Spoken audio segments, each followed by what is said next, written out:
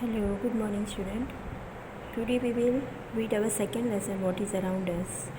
इसके पहले की वीडियो में मैंने आपको समझाया था कि हमारे आसपास के जो एनवायरनमेंट होते हैं तो उसमें कौन से लेयर्स होते हैं, जैसे कि एटमॉस्फेयर है, लिथोस्फीयर है, बायोस्फीयर है, कैसे अर्थ के सारे एलिमेंट्स होते हैं.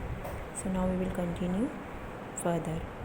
Now we will read one by one sphere of the earth. First is lithosphere. The sphere on which we live is known as a lithosphere. Litho means rock and sphere means layer. हम जहाँ पर रहते हैं यानी कि हम जिस पे रहते हैं उसको लिथोस्फीयर बोलते हैं. अब लिथो का मतलब होता है रॉक्स और स्पीयर का मतलब होता है layer. The upper layer of the earth is made up of soil and a solid materials like a rock. Approximately 29% of the surface of the earth is covered with lithosphere.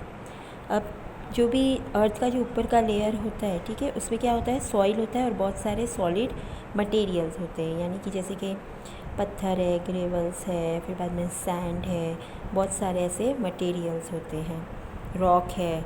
और approximately 29% of the surface of the earth is covered with lithosphere. 29% lithosphere से ही covered है हमारा earth. Same everywhere on the earth. Similarly their interior and exterior do not has identical physical feature. It is mostly made up of substances like soil and rocks. अब इसका interior जो है यानी कि अर्थ के अंदर का पार्ट या ऊपर का पार्ट, एक्सटीरियर पार्ट, तो दोनों का जो फ्यूचर है, दोनों में जो भी आप देखो तो खास करके सॉइल और रॉक से ही बना हुआ है.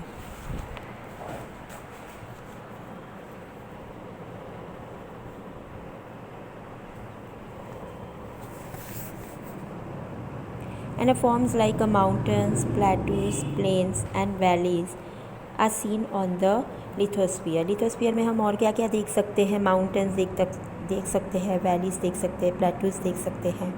The temperature increases as we move toward the center of the earth. The molten rocks in the interior of the earth are also as a magma. जैसे जैसे हम अर्थ के सेंटर में बढ़ते हैं तो वैसे हमारा जो टेम्परेचर है वो भी बढ़ता जाता है.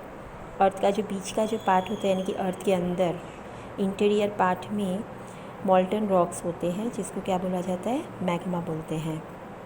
There are many gases present in the interior of the earth which rise up with the pressure and heat. Earth के अंदर का जो इंटीरियर होता है, अंदर का जो पार्ट होता है यानी कि ज़मीन के अंदर का पार्ट, तो उसके अंदर बहुत सारे गैसेस होते हैं और ये कभी कभी प्रेशर से क्या होता है, एकदम ज़्यादा गर्म हो जाते हैं. But the pressure of the surface of the earth is equally strong. Thus the balance between the two is maintained. So the crust of the earth does not break when the balance between is not maintained. The crust breaks and a volcano erupts. अब interior part और exterior part का ये दोनों का क्या होता है कि उसके अंदर बैलेंस मेंटेन रहता है, और जब ये बैलेंस मेंटेन नहीं होता है तो फिर क्या होता है कि वोल्केनो इरप्ट होता है. यानी कि जैसे हम बोलते हैं ना कि अर्थक्वेक होता है, या तो फिर वो वोल्केनो सब बाहर आते हैं, लावा बाहर आते हैं. Mummy, how is the lithosphere useful to us. बच्चे ने क्वेश्चन किया कि मम्मी लिथोस्फीयर हमारे लिए कैसे यूज़फुल है, वो हमारे लिए क्या करता है. Where can we construct our home if the lithosphere is not there. उसने उसकी मम्मी को पूछा कि क्या हम वहाँ पे घर बना सकते हैं जहाँ पे लिथोस्फीयर नहीं है. Without a lithosphere we cannot get a water to drink, agriculture for a food, minerals for the industries and the forests. उसकी मम्मी ने बोला कि नहीं, लिथोस्फीयर के बिना ना हम घर बना सकते, क्यों करके ना हमको पानी मिलेगा, ना एग्रीकल्चर मिलेगा, ना ही हमको फॉरेस्ट या कोई मिनरल मिलेगा. So now we will continue further tomorrow.